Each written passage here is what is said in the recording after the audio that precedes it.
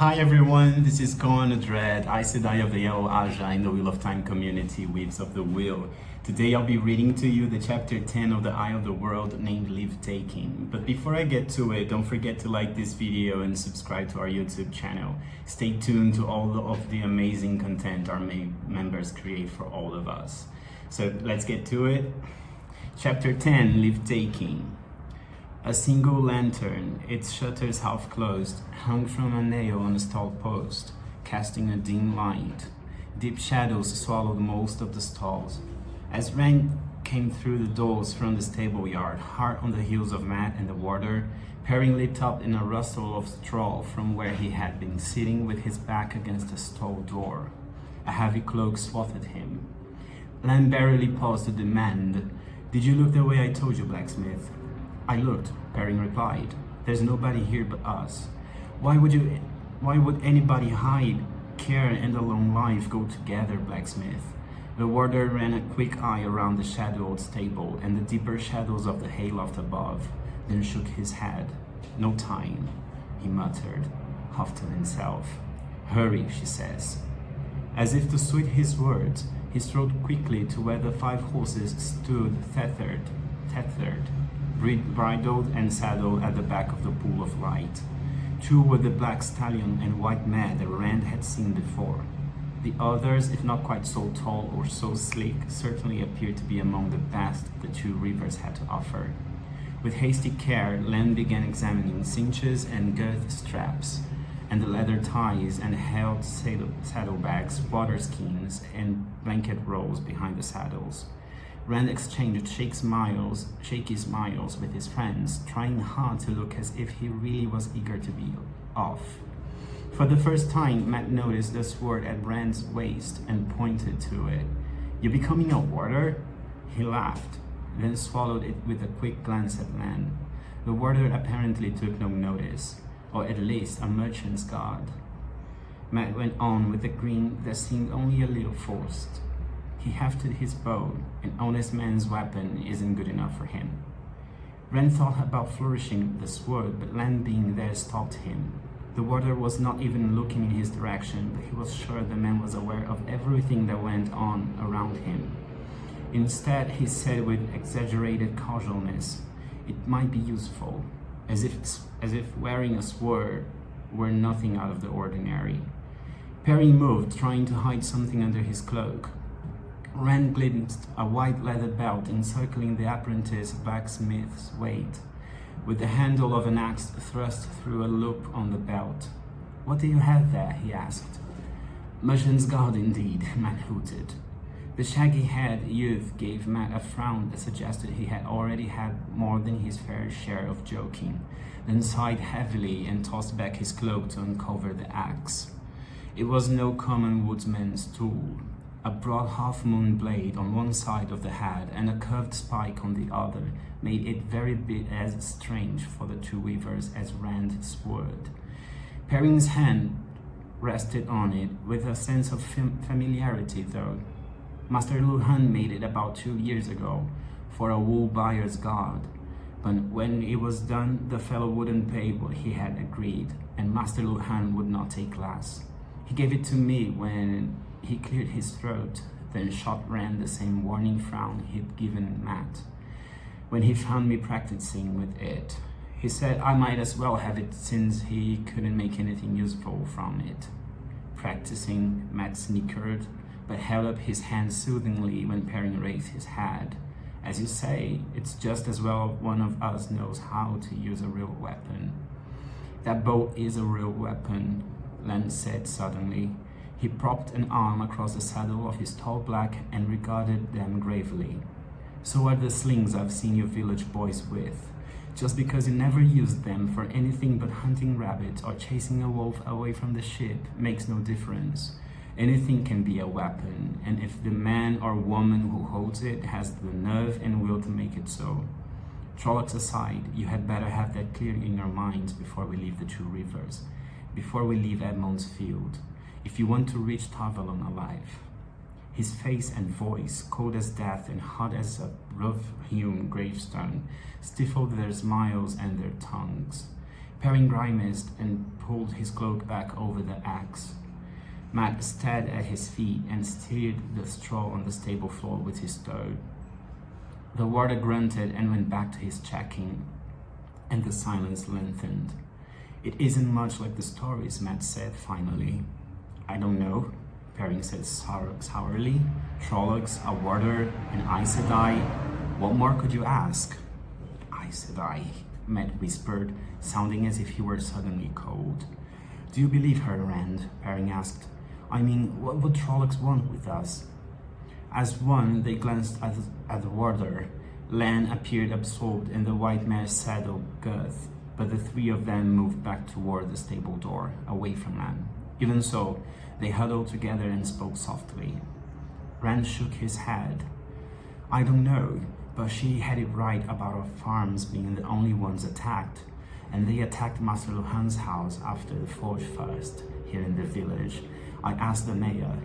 It's as easy to believe they are after us as anything else I can think of." Suddenly he realized they were both staring at him. "You asked the mayor?" Matt said incredulously. She said not to tell anybody." "I didn't tell him why I was asking," Rand protested. "Do you mean you didn't talk to anybody at all? You didn't let anybody know you're going?" Perrin shrugged defensively. "Moiraine Sedai said not anybody. We left notes," Matt said, "for our families. They'll find them in the morning." "Rand, my mother thinks Tarvalon is the next thing to Shaiol Ghul."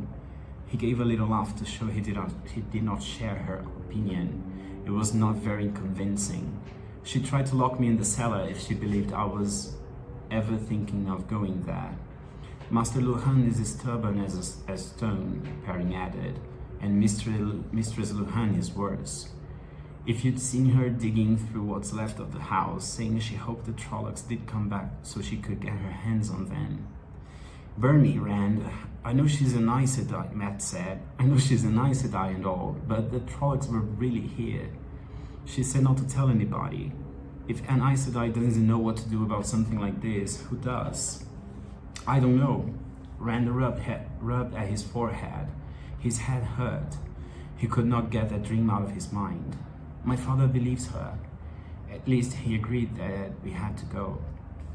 Suddenly Moiraine was in the doorway. "You talked to your father about this journey?" She was clothed in dark grey from head to foot, with a skirt divided for riding astride, and the serpent ring was the only gold she wore now. Rand eyed her walking staff. Despite the flames he had seen, there was no sign of charring or even soot. "I couldn't go off without letting him know." She eyed him for a moment with pursed lips before turning to the others. "And did you also decide that a note was not enough?" Matt and Perrin talked on top of each other, assuring her they had only left notes, the way she had said. Nodding, she waved them to silence and gave Rand a sharp look. "What is done is already woven in the pattern. Lan, the horses are ready," the warder said, "and we have enough provisions to reach Berlon with some to spare.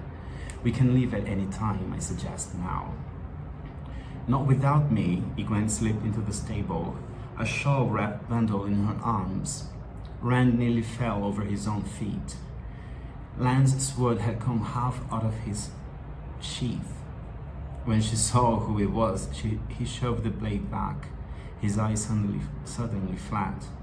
Perrin and Matt began babbling to convince Moiraine they had not told Egwene about leaving. The Aes Sedai ignored them. She simply looked at Egwene, tapping her lips thoughtfully with one finger. The hood of Egwene's dark brown cloak was pulled up, but not enough to hide the defiant way she faced Moiraine. "I have everything I need here, including food, and I will not be left behind.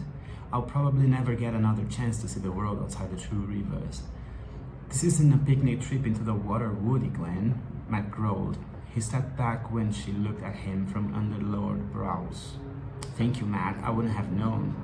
Do you think you three are the only ones who want to see what's outside? I've dreamed about it as long as you have, and I don't intend to miss this chance." "How did you find out we were leaving?" Rand demanded. Anyway, you can go with us. We aren't living for the fun of it. The Trollocs are after us. She gave him a tolerant look, and he flushed and stiffened indignantly. First, she told him patiently, I saw Matt creeping about, trying hard not to be noticed. Then I saw Perry attempting to hide that absurd great axe under his cloak. I knew Lan had brought a horse, and it suddenly occurred to me that to wonder why he needed another. And if he could buy one, he could buy others. Putting that with Matt and Perry sneaking about like bull calves pretending to be foxes, well, I could see only one answer. I don't know if I'm surprised or not to find you here, Rand, after all your talk about daydreams.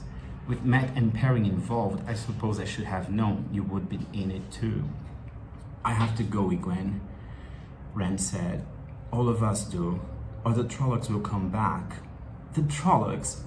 Egwene laughed incredulously. Rand, if you've decided to see some of the world, well and good, but please spare me of any of your nonsensical tales. It's true, Perry said as Matt began. The Trollocs... Enough, Moiraine said quietly, but he cut their talk as sharply as a knife. Did anyone else notice all of this? Her voice was soft, but Egwene swallowed and drew herself up before answering. After last night, all they can think about is rebuilding. That and what to do if it happens again. They couldn't see anything unless it was pushed under their noses, and I told no one what I suspected. No one. Very well, Moiraine said after a moment. You may come with us. A startled expression darted across Lan's face. It was gone in an instant, leaving him outwardly calm, but furious words erupted from him. No, Moiraine. It is part of the pattern now, Lan. It is ridiculous, he retorted. There's no reason for her to come along, and every reason for her not to. There is a reason for it, Moiraine said calmly. A part of the pattern, Lan. The warder's stony face showed nothing, but he nodded slowly. But Egwene, Rand said, the Trollocs will be chasing us. We won't be safe until we get to Tarvalon. Don't try to frighten me off, she said. I am going. Rand knew that tone of voice. He had not heard it since she decided that climbing the tallest trees was for children, but he remembered it well. If you think being chased by Trollocs will be fine, he began, but Moiraine interrupted. We have no time for this. We must be as far away as possible by daybreak. If she is left behind, Rand, she could rouse the village before we have gone a mile, and that would surely warn the Murdral. I will not do that, Egwene protested. She can ride the Gleeman's horse, the warder said. I'll leave him enough to buy another.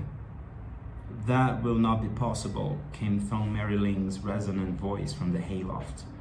Lan's sword left its sheath this time, and he did not put it back as he stared up at the Gleeman. Thom tossed down a blanket roll, then slung his case, flute, and harp across his back and shouldered bulging saddlebags. This village has no use for me now, while on the other hand, I have never performed in Tarvalon, and though I usually journey alone, after last night, I have no objections at all to traveling in company. The warder gave Perrin a hard look, and Perrin shifted uncomfortably.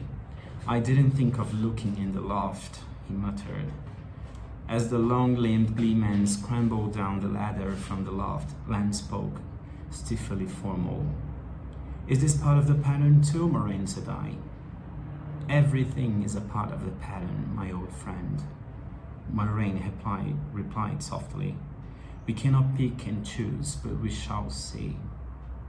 Thom put his feet on the stable floor and turned from the ladder, brushing straw from his patch-covered cloak. In fact, he said in more normal tones, you might say that I insist on traveling in company. I have given many hours over many mugs of ale to thinking of how I might end my days. A Trolloc's cookpot was not one of the thoughts. He looked askance at the warder's word. There's no need for that. I am not a cheese for slicing. Master Merrilin, Moiraine said, we must go quickly, and almost certainly in great dangers. The Trollocs are still out there, and we go by night. Are you sure that you want to travel with us? Thom eyed the lot of them with a quizzical smile. If it's not too dangerous for the girl, it can be too dangerous for me. Besides, what gleeman would not face a little danger to perform in Tarvalon? Moiraine nodded, and Lance cabarded his sword. Rand suddenly wondered what would have happened if Thom had changed his mind, or if Moiraine had not nodded. The gleeman began saddling his horse as if similar thoughts had never crossed his mind. But Rand noticed that he eyed Lance's sword more than once. Now, Moiraine said, what horse for Egwene? The peddler's horses are as bad as the Durans, the warder replied sourly, strong but slow plodders. Bella, Rand said, getting a look from Lan that made him wish he had kept silent. But he knew he could not dissuade Egwene. The only thing left was to help. Bella may not be as fast as the others, but she is strong. I ride her sometimes. She can keep up. Lan looked into Bella's stall, muttering under his breath. She might be a little better than the others, he said finally. I don't suppose there is any other choice. Then she will have to do, Moiraine said. Rand, find a saddle for Bella. Quickly now. We have tarried too long already. Rand hurriedly chose a saddle and blanket in the tack room, then fetched Bella from her stall. The man looked back at him in sleepy surprise when he put the saddle on her back. When he rode her, it was barebacked. She was not used to a saddle. He made soothing noises while he lightened the girth strap, and she accepted the oddity with no more than a shake of her mane. Taking Egwene's bundle from her, he tied it on behind the saddle while she mounted and adjusted her skirts. They were not divided for riding astride, so her wool stockings were bare to the knee. She wore the same soft leather shoes as all the other village girls. They were not at all suited for journeying to Watch Hill, much less Tarvalon. I still think you shouldn't come, he said. I wasn't making it up about the Trollocs, but I promise I will take care of you. Perhaps I'll take care of you, she replied lightly. At his exasperated look, she smiled and bent down to smooth his hair. I know you'll look after me, Rand. We will look after each other. But now you had better look after getting on your horse. All of the others were already mounted and waiting for him, he realized. The only horse left, riderless, was Cloud, a tall grey with a black mane and tail that belonged to John Thane, or had. He scrambled into the saddle, though not without difficulty, as the grey tossed his head and pranced sideways as Rand put his foot in the stirrup, and his scabbard caught in his legs. It was not chance that his friends had not chosen Cloud. Master Thane often raced the spirited grey against merchants' horses, and Rand had never known him to lose. But he had never known Cloud to give anyone an easy ride either. Lan must have given a huge price to make the millers sell. As he settled in the saddle, Cloud's dancing increased, as if the grey were eager to run. Rand gripped the reins firmly and tried to think that he would have no trouble. Perhaps if he convinced himself, he could convince the horse too. An owl hooted in the night outside, and the village people jumped before they realized what it was. They laughed nervously and exchanged shamefaced looks. Next thing, field mice will chase us up a tree, Egwene said with an unsteady chuckle. Lan shook his head. Better if it had been wolves. Wolves, Perry exclaimed, and the warder favored him with a flat stare. Wolves don't like Trollocs, blacksmith, and Trollocs don't like wolves, or dogs either. If I heard wolves, I would be sure there were no Trollocs waiting out there for us. He moved into the moonlight night, walking his tall black slowly. Moiraine rode after him without a moment's hesitation, and Egwene kept hard to the Aes Sedai's side. Rand and the gleeman brought up the rear, following Mat and Perrin. The back of the inn was dark and silent, and dappled moon shadows filled the stable yard. The soft thuds of the hooves faded quickly, swallowed by the night. In the darkness, the warder's cloak made him a shadow too. Only the need to let him lead the way kept the others from clustering around him. Getting out of the village without being seen was going to be no easy task. Rand decided as he neared the gate. At least without being seen by villagers. Many windows in the village emitted pale yellow light, and although those glows seemed very small in the night now, shapes moved frequently within them, the shapes of villagers watching to see what this night brought. No one wanted to be caught by surprise again. In the deep shadows beside the inn, just on the point of leaving the stable yard, Lan abruptly halted, motioning sharply for silence. Boots rattled on the wagon bridge, and here and there on the bridge moonlight glinted off metal. The boots clattered across the bridge, grated on gravel, and approached the inn. No sound at all came from those in the shadow. Rand suspected his friends, at least, were too frightened to make a noise, like him. The footsteps halted before the inn in the grayness just beyond the dim light from the common room windows. It was not until John Thane stepped forward, a spear propped on his stout shoulder, an old jerkin sewn all over with steel discs straining across his chest, that Rand saw them for what they were. A dozen men from the village and the surrounding farms, some in helmets or pieces of armor that had lain dust-covered in attics for generations, all with a spear or a wood axe or a rusty bill. The miller peered into a common room window, then turned with a cut. "It looks right here." The others formed in two ragged ranks behind him, and the patrol marched into the night as if stepping the three different sorry. Where was I? The patrol marched into the night as if stepping to three different drums. "Two devil trollocs would have them all for breakfast," Len muttered when the sound of their boots had faded. "But they have eyes and ears." He turned his stallion back. "Come." Slowly, quietly, the warder took them back across the stable yard, down the bank through the willows and into the wine spring water. So close to the wine spring itself, the cold, swift water, gleaming as if swirled around the horse's legs, was deep enough to lap against the soles of the riders' boots. Climbing out on the far bank, the line of horses wound its way under the water's deft direction, keeping away from any of the village houses. From time to time, Len stopped, signing them all to be quiet, though no one else heard or saw anything.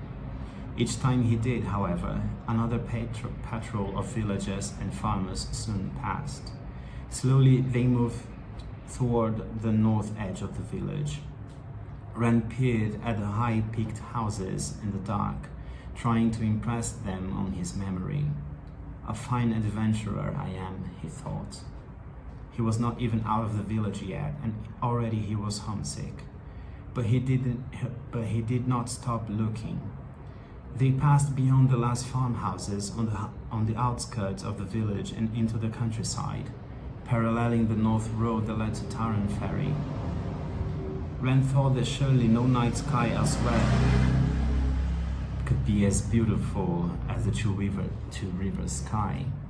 The clear black seemed to reach to forever, and myriad stars gleamed like points of light scattered through crystal. The moon, only a thin slice less than full, appeared almost close enough to touch. If he stretched, and a black shape flew slowly across the silvery ball of the moon. Rand's involuntary jerk on the reins halted the grey. A bat, he thought weakly, but he knew it was not. Bats were a common sight of an evening, darting after flies and bite me's in the twilight. The wings that carried this creature might have the same shape, but they moved with the slow, powerful sweep of a bird of prey, and it was hunting. The way it cast back and forth in long arcs left no doubt of that. Worst of all was the size. For a bat to seem so large against the moon, it would have had to be almost within arm's reach. He tried to judge in his mind how far away it must be and how big. The body of it had to be as large as a man. And the wings. It crossed the face of the moon again, wheeling suddenly downward to be engulfed by the night. He did not realize the land had ridden back to him until the water caught his arm. What are you sitting here and staring at, boy? We have to keep moving. The others waited behind Lan, half expecting to be told he was letting fear of the Trollocs overcome his sense. Ran told what he had seen. He hoped that Lan would dismiss it as a bad or a trick of his eyes. Lan growled a word, sounding as if it left a bad taste in his mouth. Draghkar. Egwene and the other two rivers folk stared at the sky nervously in all directions, but the Gleeman groaned softly. Yes, Moiraine said, it is too much to hope otherwise. And if the Murdrow has a Draghkar at his command, then he will soon know where we are, if he does not already. We must move more quickly than we can across country. We may still reach Tarim Ferry ahead of the Murdrow, and his Trollocs will not cross as easily as we. A Draghkar, Egwene said. What is it? It was Thom Merrilin who answered her hoarsely. In the war that ended the Age of Legends, worse than Trollocs and half-men were created. Moiraine's head jerked toward him as he spoke. Not even the dark could hide the sharpness of her look. Before anyone could ask the Gleeman for more, Lan began giving directions. We take to the North Road now. For your lives, follow my lead. Keep up and keep together. He wheeled his horse about, and the others galloped wordlessly after him. And this is it for chapter 10, guys. I am so thankful that you watched this video to this point. I'm sorry for the parts I kind of stumble in my words. English is not my native language, and sometimes, I struggle with it. But thank you anyway. I hope you enjoyed this. And again, don't forget to like this video and subscribe to our YouTube channel. This was Kon Sedai, Sedai of the Yellow Ajah in the Wheel of Time community, Waves of the Wheel. See ya.